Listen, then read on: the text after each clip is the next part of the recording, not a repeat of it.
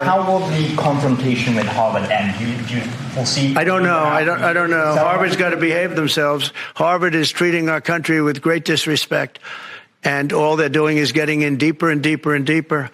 They've got to behave themselves. You know, I'm looking out for the country and for Harvard. I want Harvard to do well. I want Harvard to be great again, probably, because how could it be great? How could it be great when you have Harvard announced 2 weeks ago that they're going to teach remedial mathematics, remedial, meaning they're going to teach low-grade mathematics, like 2 + 2 is 4.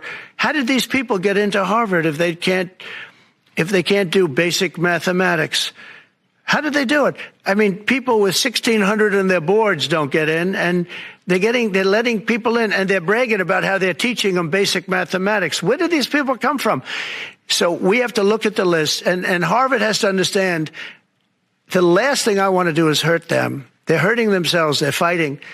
You know, Columbia has been they were very, very bad what they've done. They're very anti-Semitic and lots of other things. But they're working with us on finding a solution. And, you know, they're taking off that hot seat. But Harvard wants to fight. They want to show how smart they are. And they're getting their ass kicked.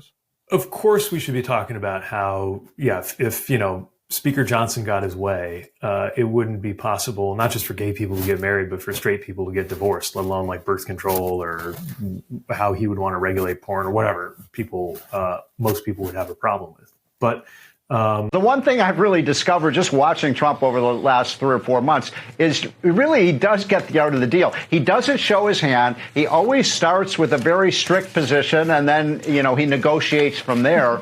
And what he is doing, just so people understand, is because the United States is the hub of the world economy, all of these other countries, Bill, have to trade with the United States. Yeah. Canada has to trade with the United States. Mexico does. The Britain does. The Chinese do. So he's using that leverage, and that's the word he uses in a book all the time, leverage, to get better deals for the U.S. I think in the end of the day, he will prevail.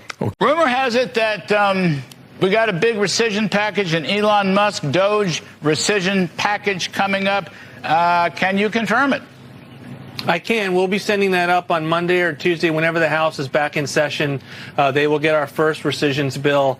And again, this has been proposed and we've talked about it. We want to make sure that Congress passes its first rescissions bill, including the Doge, and we will send more if they pass it. And so this is the first one is foreign aid, USAID cuts, many of the waste and garbage that was funding not only wasteful but hurting our foreign policy, but also the Corporation for Public Broadcasting and NPR.